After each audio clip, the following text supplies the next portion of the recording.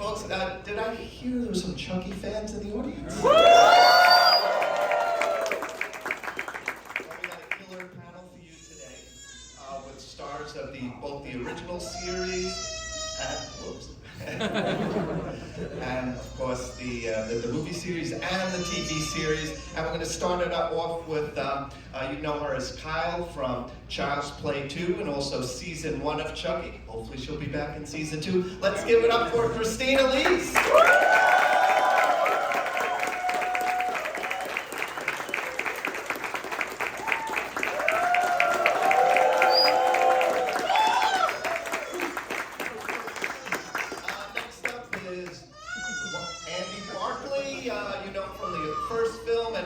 He's been in so many of the sequels, Cult of Chucky, Curse of Chucky, season 1 and season 2 of Chucky. Let's give it up for Vincent!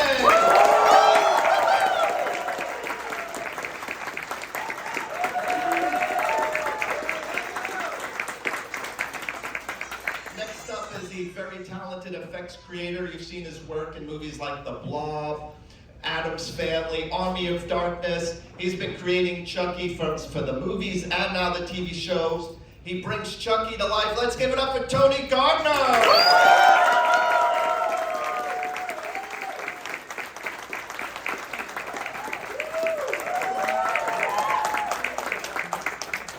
And finally, last but not least, the man who started it all, from Child's Play right up to season 2 of Chucky. Let's give it up for Mancini!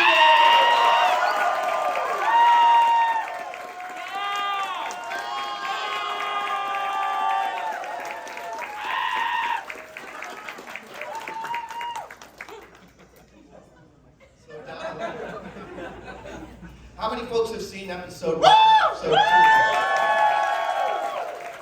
might have a few spoilers here. Namely, right there in the first episode of the new season titled Halloween 2, Don, you killed the kid. They found the cutest child actor in the world, and he blows them up at the end of the episode.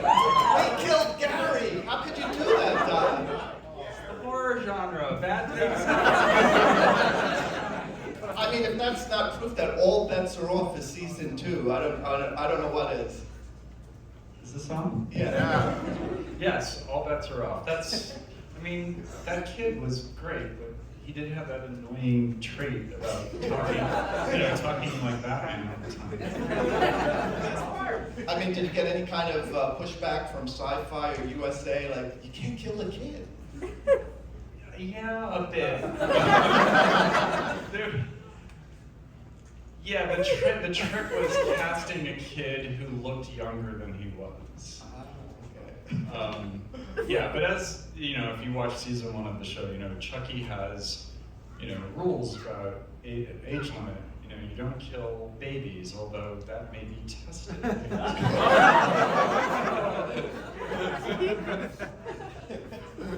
So what other taboos are you looking forward to breaking this season? Oh, you have to keep watching to see that, but there are many. There are many we break. He does not fail to disappoint.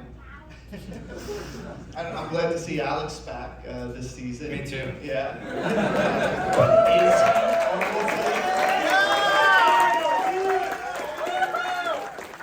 Please tell us that Kyle is going to be back, Christine. Yes. No.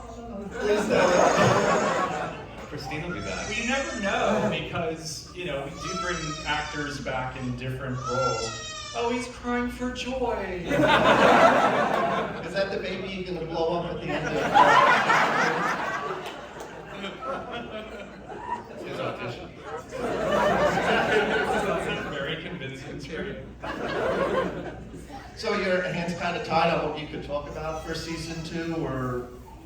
Yeah, of course. I think it's probably not a secret or surprising to people that Alex and Chistine, you may not have seen the last of them, but we're not saying in what capacity, how does that work, is it flashbacks, are they ghosts, or did they survive? That we want you to experience the story as we constructed it. I love the little homages that you've been doing throughout the show. Last week there was a killer Godfather reference with Tiffany's head in the bed. I love the burnt offerings tribute in season 1 with Junior and his mother falling out the window. That was one of the best death scenes ever. And you even do a great thing with Kyle and Andy doing a Pulp Fiction thing in season 1. Well, could you at least give us some hints on some of the homages you're going to do in season 2? God, it's like it's endless. There are so many. I mean, even like, did people spot, like, just in the first 2 episodes, we have Basic Instinct, What Lies Beneath, The Exorcist. I mean, so many. I mean, when people ask me this question, I weirdly go blank, partly just because I'm so tired. Because all we do is work on the show constantly. And I'm not complaining, it's great to have a job. But yeah, there's like lots of homages to movies. Does anyone remember a specific one?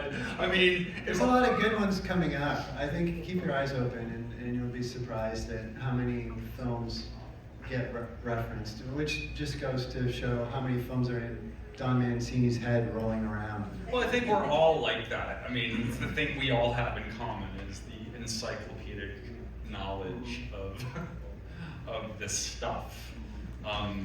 But you know, it's great to be able to put it to actual use.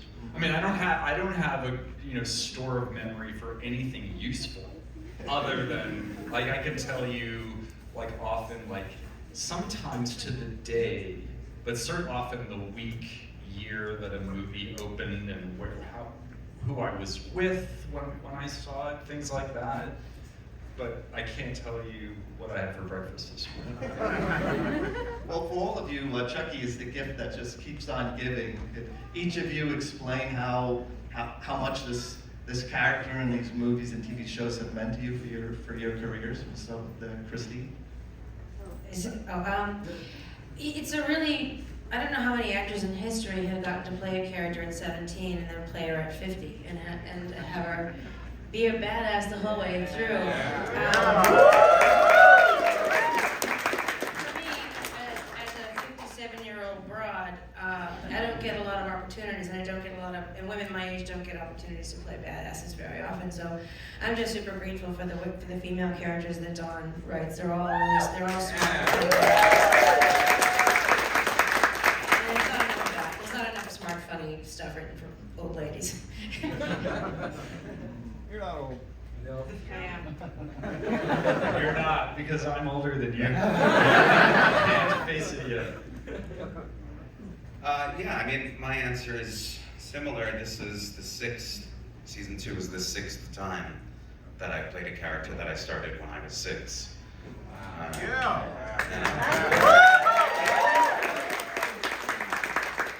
So, I mean, I could do what I always do, which is give Don the credit for being so loyal and give you guys the credit for being so faithful as fans to the stuff that we do for this story. We love you! Thank you. I mean, that's really the reason why all of us are sitting here still, so I mean, that means everything. We are so grateful to you guys that we get to keep doing this. We appreciate everything you all do. I mean, what's it like for you, Don, when you walk through a con like this and you see Chucky so heavily represented? I mean, really conspicuously more than the other modern killers, you know? Is it surreal for you to see it? Absolutely, it's wonderful. It will never ever get old. So please keep dressing up as Chucky. and Tiffany and Glenn and Glenda and maybe some more characters to come. Don, what legacy characters? Wait, yes, Oh, Tony hasn't. Okay, so for me, I came into the game later than you guys. I definitely wasn't 6. 12. I started on scene. Yeah, I was 12. Thank you. And I had to jump right in, and I felt right away that it was a group of people with Don Mancini and David Kirshner and everybody that just welcomed us into this group and made us feel a part of a family right away. And we all just dove in. And accomplish something as a collective. But that's what I really liked, was it was a collective and it was collaborative. And art is a collaborative thing, so to be able to do that with people that you like and you love and you enjoy being stuck with for 18 hours or 20 hours a day, and somebody's going to pay you to do that, I mean, it's all beautiful all the way across the board. And then to have that product or art piece so well received and beloved by people like you, that's kind of magical to me. I mean, the whole experience has been fantastic, so thanks for allowing me to be a part of it, along with these people as well.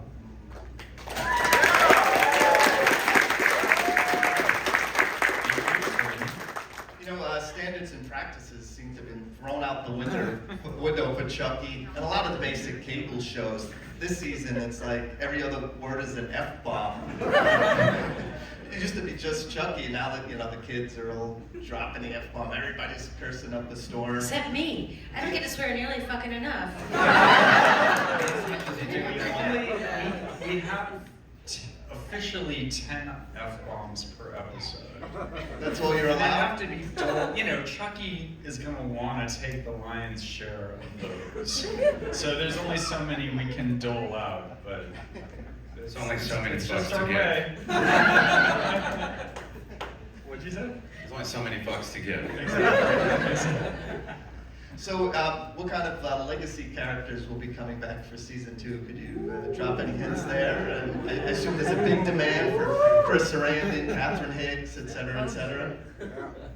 Well, any that you haven't heard of, I can't say. But so, you know, Glenn and Glenda are back in a big way. If you saw episode 2 the other night, you got a glimpse of them. Lots more to come. Lachlan Watson is amazing in those roles. We had such a great time working with them, and I think people might be surprised to find how emotional those are. The way that we constructed the story and the path, the arc that those characters go through is very emotional. I mean, one of the things when we were working on it in the writer's room, I think on the face of it, you might expect that a character whose provenance is so absurd on its face. I mean, this character began as a doll who was the progeny of killer dolls, breech-birthed in a cemetery before being commandeered by an evil ventriloquist and taken to England, is non-binary, and then ends up being born into twins via a voodoo pregnancy. Anyway, I can go on and on, but it's absurd. But Turkey baster. But the thing is, one of the challenges we always face, whether it's a movie or even more so on the TV show, one of the challenges we love is the tonal, sort of, tightrope that we have to walk, because we veer wildly from, the sort of sincerity and naturalism of the kids and those characters, and at the other end of the spectrum is the over-the-top camp absurdity of Tiffany, Jennifer Tilly, and Chucky himself. So it can be tricky, but I love doing that. Anyway, the thing is, anytime you have material with the character Tiffany, you have to use other characters to ground it in the real world. And one of the characters, or two of the characters we used to do that with, was Glenn and Glenda. And we treat them very naturalistically in a certain way. And it was very important to all of us that we, in our weird horror genre metaphorical way, honor the trans experience.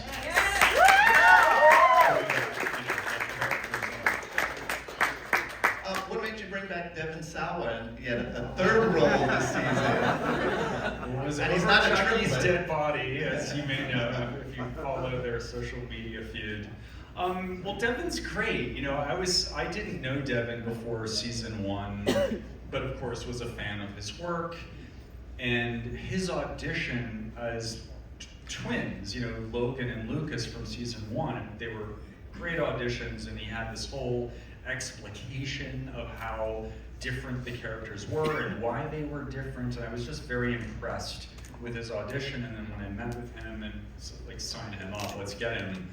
And you know, it was pretty early in the process. I mean, Devin's a wonderful guy, and we all just kind of like, I think he might be a keeper. We should. So it was really just that. I mean, I brought a number of actors back in different roles throughout the franchise.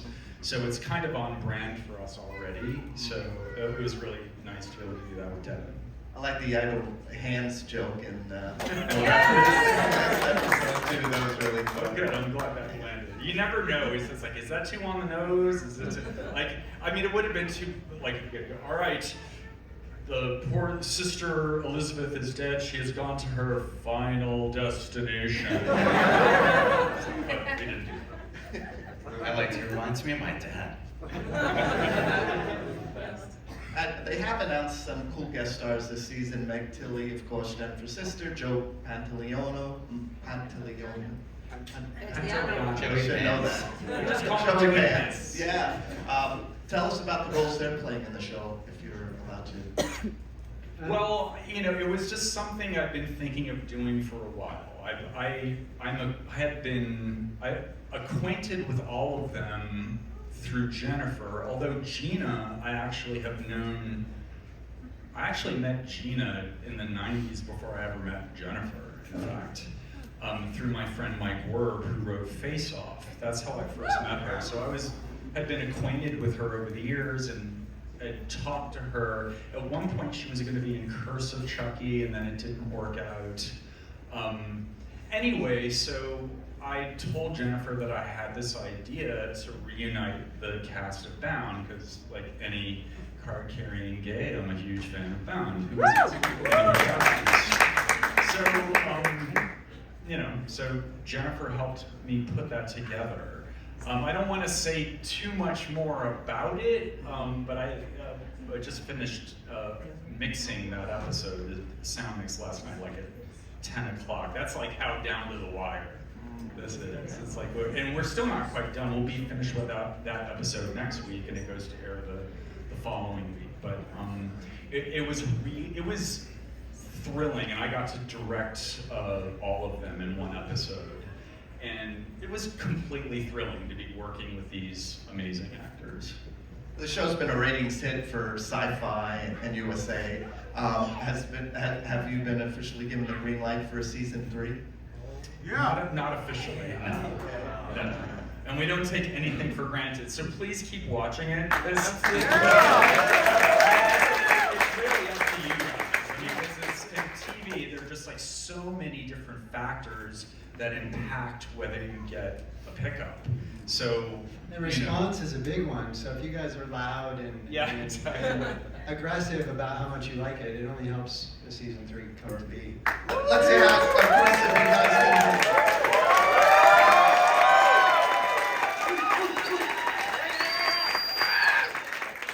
Yeah, how about some questions from the audience? I mean, I could do this all day, but I think I want to give you guys a shot too, so let's bring up the house lights and see what you guys have for us. Just because I can see you, we'll go with this guy here on the left. You? Yep. Oh, yeah. Go ahead. Me? So leave the lights up. Yeah. All right. First, I want to say thank you guys. Thank you, Don, for creating just amazing characters, powerful characters, queer characters. Just the relationship between Jake and Devin is something I wish I would have had when I was younger. That's why we do it. And For you. At previous con, I ran into Jeremy Silvers, who played Tyler from Part 3, and I think he's possibly doing some type of campaign to ask if maybe him and I guess De Silva, and I know it may conflict with the ages with Andy because there's a different Andy, but is that something you look forward to? Or I haven't talked to Jeremy in forever. I mean, for a while, like probably like 10 or 15 years ago on Facebook, but I don't know, you know, I haven't talked to him, but Perry Reeves, you know, stay tuned. Okay, this guy here in the cap. You, yep. Okay. Stand up. This is for Alex. How did well, I guess all of you guys. How did being in Chucky as a kid affect you growing up? Look at him. Don't look too close.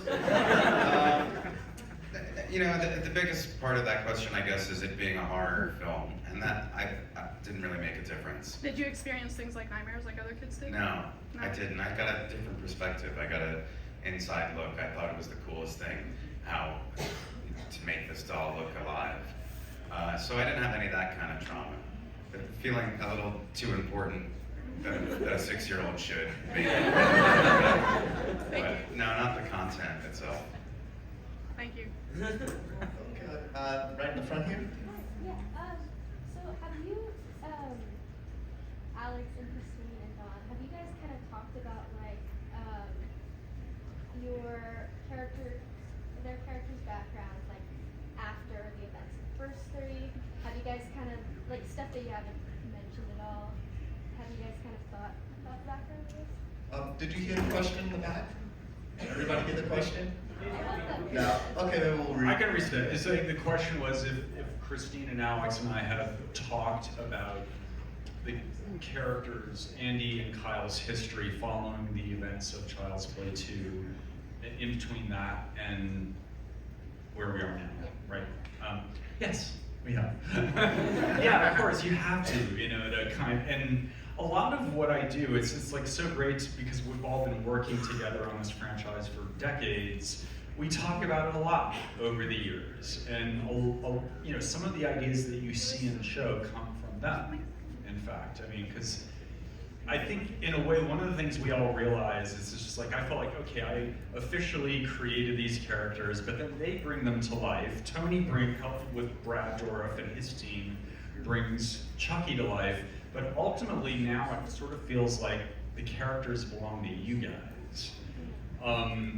But yeah, we do talk about their history because you have to kind of, as actors, I think they need that. And as a writer, I know I need that. You know, I need to understand, you know, what is their romantic history? What has been going on in this facet? What are their politics? You know, all like stuff that doesn't necessarily come out explicitly in the show, we do talk about. But then also we spend a lot of time talking about other things that are not Chucky. it's like we need to talk about other things. Guy in the white But wait, jacket. they might have interesting. No, I mean, that's exactly it. It is, I think, a combination of our thoughts of where Andy and Kyle may have been in that gap between, but there are things that we've talked about where Don sees it and where we agree things may have gone, and I think we leave room to fill in the blanks when it seems we need They to. both have very, very strong, specific opinions about their costumes and their hair and stuff like that, which all of the actors do.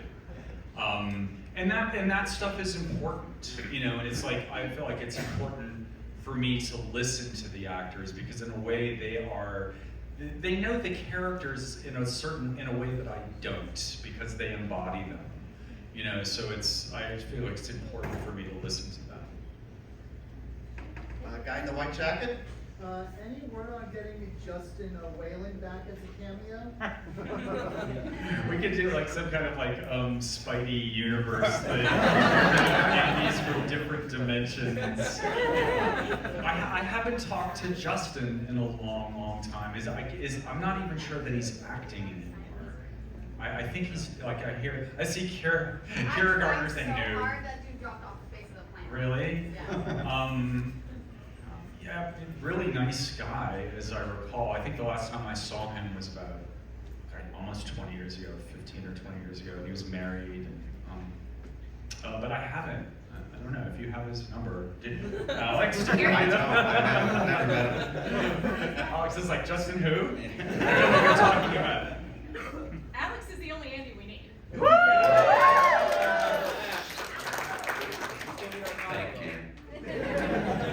Okay, this person members with the Chucky doll? I'm just curious, like, how many Chucky dolls each of you have in your house? How many Chucky dolls? do you I have? would think Tony has the most. Yeah. But the Chucky dolls kind of go on tour when they're not here. A bunch of them are at Universal Halloween Horror Nights in a gift shop right now on display. But come Halloween, they usually all party at my house, and I try and collect all the ones I can from everybody else. I mean, for me, all the Chucky dolls that I have are the ones that Tony gives me very graciously. I have Chucky, Tiffany, and Gwen. And Gwen, yeah. I have one from Colt that I got from Tony that Kira hand delivered, as a matter of fact. But then I have a bunch that fans have made for me, and they make really good ones, as I'm sure you agree. All different Chucky in different forms. I have this called Ted that I smoke joints with on occasion.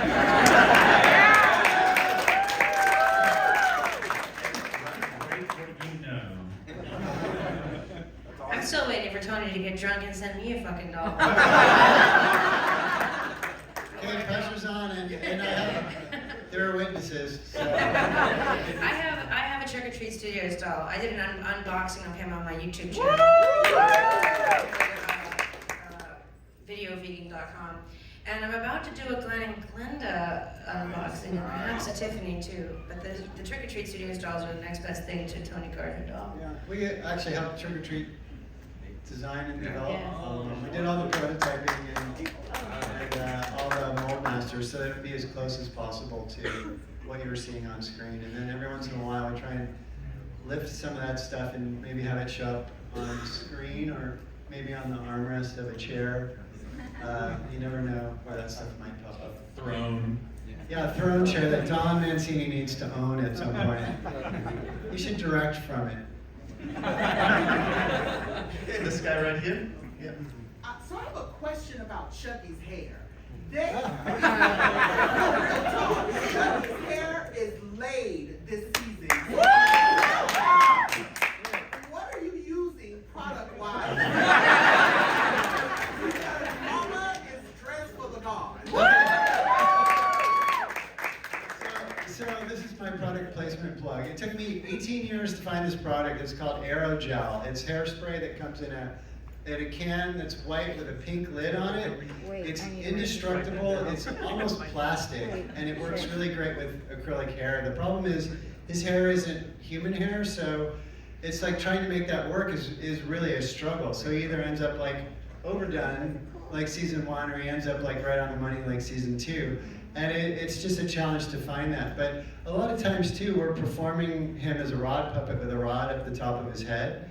So we kind of got into this whole make a bit of a hair helmet so it was easier for VFX. But this aerogel stuff, I swear to God, you can mess hair up and spray it, and it doesn't mess it up for VFX at all. You can go to town. The only problem we occasionally have is what we, at this point, affectionately refer to as Angie Dickinson hair. That would be season 1. That would be hair helmet. It's like Angie Dickinson in the shower in the beginning of Dress to Kill, because she has that like kind of 80s that hairstyle that like middle-aged women have in the 80s, like this. And it's almost like you can like move your head. And she's in the shower and it's not getting wet, and she's masturbating in the shower.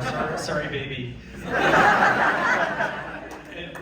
And sometimes, like now, I could just like say, Tony, he's looking a little Angie Dickinson. And I know exactly what he's talking about, and I go in and fix it. Do you know that your explanation that you just gave was almost, it reminded me of the speech from Death Becomes Her. Do you guys know that? In that movie where this woman comes up to Bruce Willis's character and said, "Oh, you did such an amazing job on my Aunt Esther. What's your secret?" And he goes, "Spray paint." And he goes, "Has his own chemical adhesive, because dead skin." And as he's going on, this woman's like appalled. Okay, this guy over here with the phone. Dawn, can you say anything about Hi, Kevin.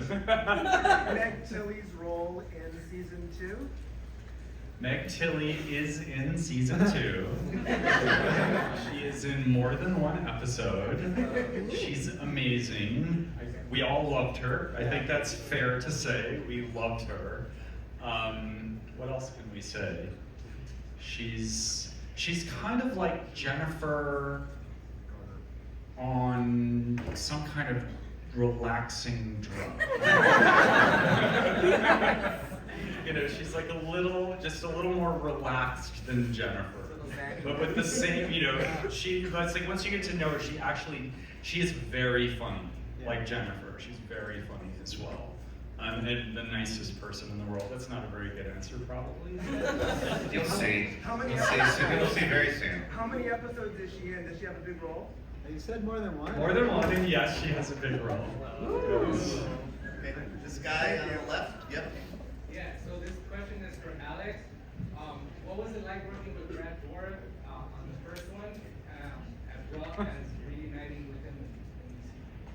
Well, unfortunately, we get very, very little time with Brad in person. It's Brad's voice that I've been working with for all this time. The first film, he was there on set in the beginning of a couple weeks and did a little bit of rehearsing with him.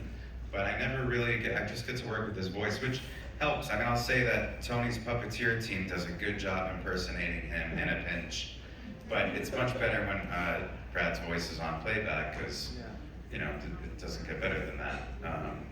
But in person, I haven't really gotten to work with him. My one cameo scene in Curse of Chucky, he was there because he was on film in that film, and he was actually there watching me, which was a little intimidating. That was like day one. Day one. I recall. Yeah. Shoot. Yeah. Alex and I did a really long 2-part interview with him on our podcast, though. If you haven't checked that out, he was super generous with us and he gave us a lot of time. Podcast is called Chucky Talks. And Brad, you know, as he's always amazing, but you know, stay tuned, because one of the things that we really love to do, it's fun to have such amazing actors at your disposal. I like to give the actors new shit to do every year, and so Brad has a lot of fun with subtle and sometimes not so subtle variations on the Chucky persona. I think I can fairly say that without spoiling too much. You guys know, like at the end of last season, there were 72 Chuckies on that truck. You know, so there's a lot going on, and Brad just knocked it out of the park. This guy right up front. All right, speaking of Brad, how is it working with Brad's daughter Fiona coming into now? He came out first with Chucky. How did it feel for working with you guys now, being part of the Chucky franchise? Repeat the question. The question was, what's it like working with Fiona? Yeah, bringing Fiona to the franchise, being Brad's daughter. How did you feel coming to the franchise? I think she was really excited. I mean, and she got that role in the way that any actor gets a role. She auditioned. You know, it wasn't Brad. I mean, I was aware that she was acting at that point. I didn't really know her. I had met her a few times over the years. She doesn't remember any of the times she met me. She was a kid, why would she? But I was aware that she'd been acting, and I had seen her on True Blood.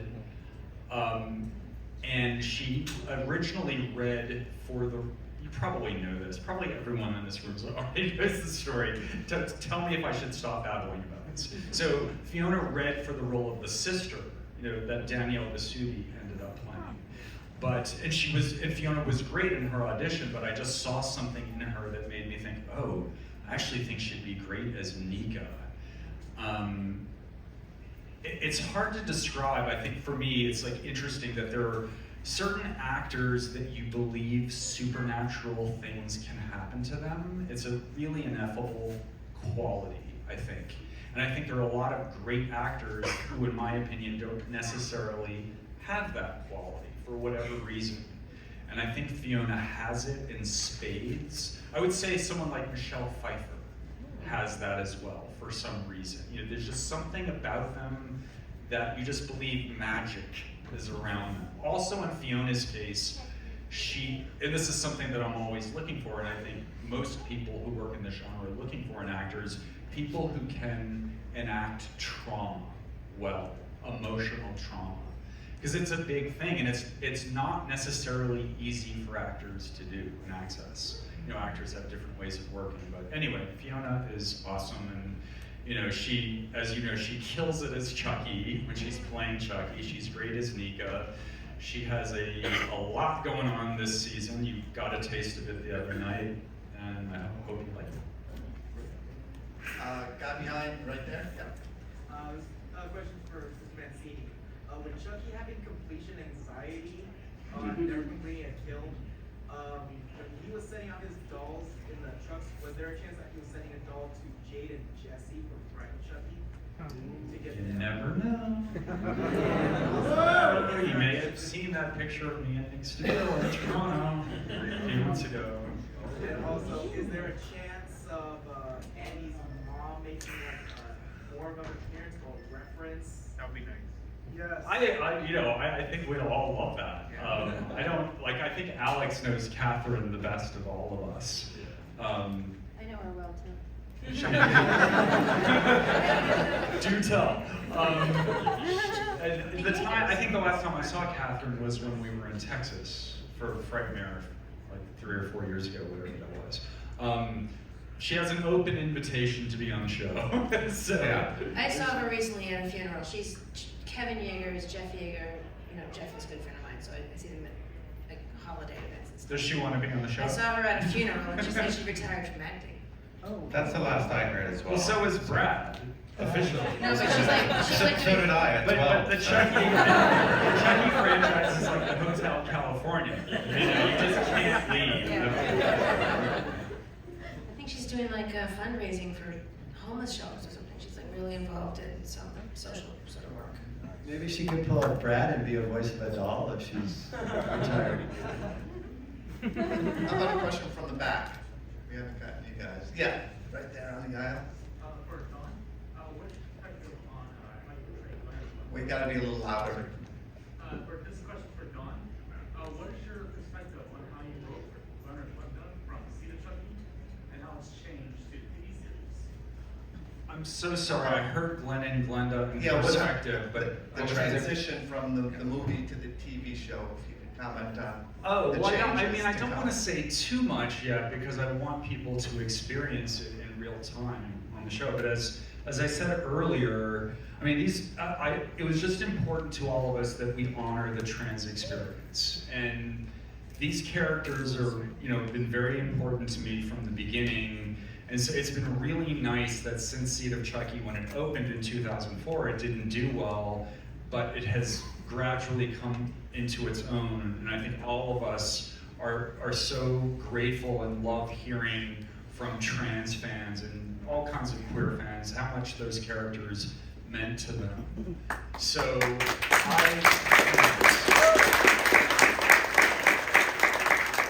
and Lachlan was a real partner in bringing all of that to life, as you'll see. I mean, we can have a more substantial conversation about it in 7 weeks or whatever, when you see everything. But I think you're really gonna love it. I think. I mean, I'm intrigued by how people will respond to it. But again, it's not.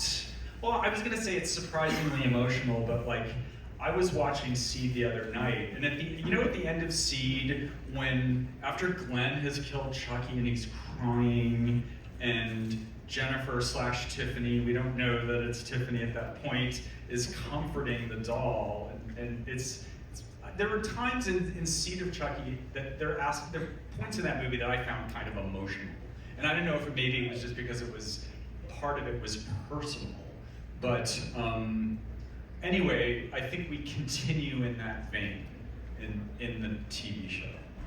Okay, we have a mic in the audience, so we'll take another question from the back, maybe from my left side of the room, if anyone we might have neglected on the side. Here, testing, here we go. I'm neglected. We'll get to you, let's just. Hi, my question is mainly for Dawn. It's, I can't think of many franchises that go as long as Chucky, let alone with the same kind of crew, the same vision, the same creators. The James Bond franchise. Which is my favorite franchise. And my kind of question is, how do you, like as a creator, how do you keep in love with a franchise this long, and let alone keeping with the same kind of people? Like, how do you keep that magic alive to keep it going for this long? Well, I love it. I love the characters. I love working on the movies and the TV show. As I think it was Tony and Alex were saying, I mean, we like each other. We like being together, and that's kind of crucial because you spend so much time together. And, you know, which isn't to say, of course, inevitably there are going to be times that we get on one another's nerves, but I think we need each other. You know, it's just the truth. We all need each other in the way that all family members do. So it's really, for me, I'm primarily motivated by them and the people involved in the show. And it's, you know, Brad and Jennifer and Fiona and them, and now the new kids. I just get very attached to people, I guess. It probably has something, it probably says more about me and something going on in my emotional life or whatever, but I get very attached to people. And so I just want, you know, I want to do this with them. I don't want to do it with other people. So it's not, I love it, and I love being able to keep changing it as we go on. And I think that's something we all have in common, is that we like to challenge ourselves and like, what haven't we done before? What weird new thing can we do? That's one of the things that I think we all have in common that drives us. Well, we're going to bring the mic to you, so everybody. She had a question. Is it okay? Yep, go. This one's for Dawn. Do you ever regret killing Britney Spears? And would you ever think about bringing Martha Stewart as a co-star? Maybe Jennifer? Yes and yes. The answer to both questions. Actually, one of my few, if only, regrets is that scene with Britney Spears. Because at the time, I just thought, like, who wouldn't want to get killed by Chucky? I mean, that's where I was coming from, and I thought like that would be a compliment. And for what it's worth, in the script, Britney Spears was not the original victim. And at one point it was going to be Ozzy Osbourne. It really came down to who could we find who was like a dead ringer for that person. And so I remember her name was Nadia, who, God, it's been 20 years. But, you know, in the intervening years, of course, we've all found out about Britney Spears' troubles and everything, and so I do regret that in that way, because I would hate to think that that was in any way contributing to what she had been going through. I mean, I kind of suspect she would go, Chucky, who, what? Like that's just like not even on her radar. But so I mean, just because I think like probably most of us, like, I want Britney Spears to be well and perform and, you know, and do her thing. Maybe she'll come on our show. And Martha Stewart, emphatic yes. Like, I have thought about that a lot. And it seems like she could be gettable, maybe. Yeah. She's out of jail, so. Well, in our universe, she was on death row. I mean, she was, you know, so. Okay, follow the mic. Okay, next question. Let's ask. Yeah. Let's do it. Yes.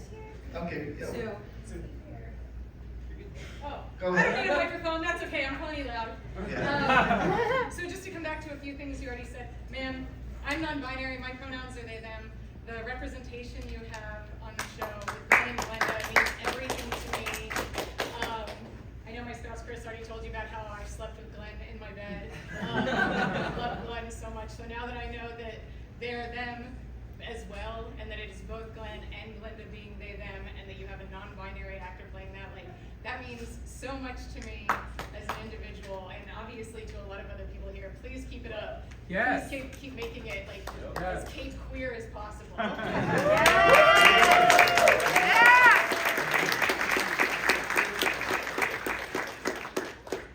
For the game. Tony, you have an awesome feature, Dead and Seed. How did that come about? Yeah. I believe I was maybe 3 people that could speak English. I had to interview and audition for the part. It was written as the effects guy, and I think somebody named Don Mancini went, you know, it'd be kind of fun if you were the effects guy. Let's have you be one of the people that audition.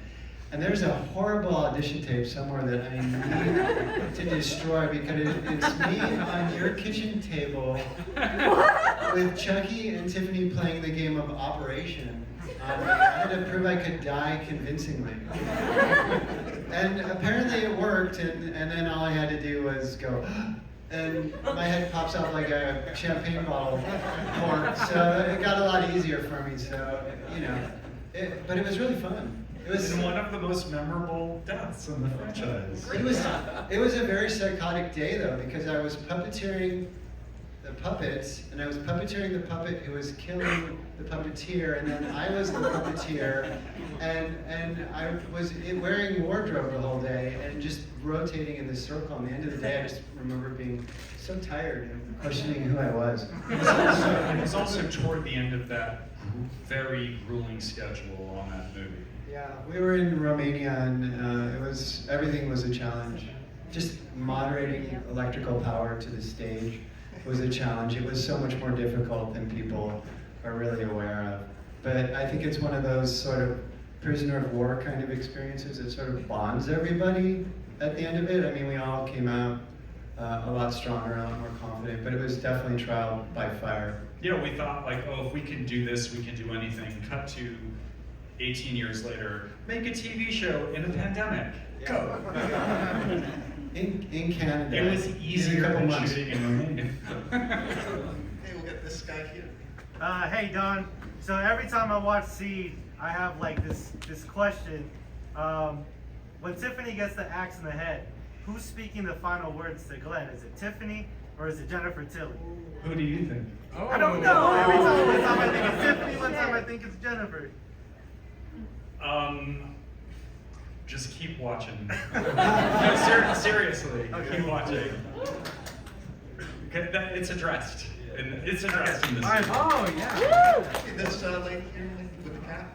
Hi, speaking of filming in Canada, what made you, like, did you have to choose between Vancouver and Toronto? And if so, why did you choose Toronto over Vancouver? And this is absolutely not a biased question. Are you from Vancouver? I'm an actor who lives in Vancouver, and I'm like looking through casting workbook, yeah. We have to mention Winnipeg though, too. Oh yeah, no, that's the first one that I was like, oh, that's interesting. That's the bigger question, because minus 42 degrees. Yeah, why did you do that to yourself? Well, with that, I mean, it was. We had done Curse in Winnipeg and loved it. Great Amazing crew, crew. great people. We love Winnipeg. But because of the winters there, I had this idea, what if we, just as a concept aesthetically, I wanted to set the show in snow. And you get that in Winnipeg. So we had a week of shooting in a blizzard all night for 5 nights straight in a blizzard. One night we got shut down. And it was a real adventure. You know, like we had to even have orientation of how to like operate in such cold, and they, you know, you can't be sure not to wander off because then you can get lightheaded. You know, just all You had to kinds go of stuff. with a buddy. You had to travel Yeah. with a buddy to go anywhere out in the snow. And it's like you're wearing your own personal tent, you know? I mean, you're Canadian? Yeah, I Yes, live in yeah. Vancouver, so But anyway, we had done, Vancouver wasn't on the table. I mean, a lot of this is like the studio comes to us with, you know, certain parameters, and Toronto was on that list. I love Toronto. I've never shot in Vancouver. I would love to, but I'm very familiar with Toronto because we did Bride of Chucky there in '98, and then when I worked on Hannibal, that was shot there, so I was there for that a bit. So when Toronto came up as a possibility, it just felt like coming home in a way because of Bride. And the crew we have there is amazing. And anyway. Oh, That's I'm not fine. dissing Toronto in any way. I was just curious. Oh, I didn't think you were. No. Okay, I just wanted to like be Like, clear. I was because like, then, like, no it's shade. like Toronto and Vancouver. It's not like LA, New York, or LA, San Yeah, Francisco. yeah, no, right? like they're Yeah. very interchangeable for TV series sometimes. Yeah, well, I don't know. Vancouver, I think, like has its own vibe because it has the mountains The ocean and everything. stuff, Whereas yeah. Toronto, I think doubles as New York, doubles as Chicago. Anyway, I'd be happy to shoot in Vancouver if someone made that happen. But it's like it's not like that's not all. Oh yeah, to no, me. I know. Sorry.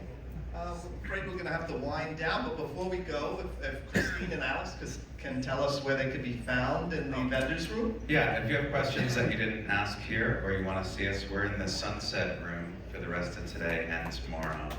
And Tony, if you want to talk, you want to mention And tell us about the big premiere tonight, Tony. There is a documentary feature film directed by Gardner, my daughter. She did a short film for film school. It was a 9-minute documentary on growing up within the Chucky family and hearing everyone's name and growing up a part of this group and not knowing anyone and getting to know them on that 7-minute short. Universal uses it as a bonus feature now. It got a lot of really great response. She turned it into a feature film. Screamfest Film Festival. It's called Living with Chucky. It's called. Here's the button. Here's the button. It is premiering at Screamfest Film Festival at the Man Chinese Theater tonight at 8:00 p.m. If you want to buy tickets, you can buy tickets online. There's going to be a Q&A afterwards. I think we have Dead Meat moderating for that. They're awesome. Yeah, so that should be fun. Not as fun as Tony Timpone, but yeah. That would be amazing, wouldn't it, if we got that? I'll be there too. Tony is in the movie, and Tony will be there as well. But it's great. It offers an overview of the franchise and the people, and then it also offers outside perspectives from like Lin Shaye and Marlon Wayans and a whole bunch of other really cool people. So check it out. Yeah, tonight 8:00, Man's Chinese Theater. Alex, give it up for our Chistine Elise.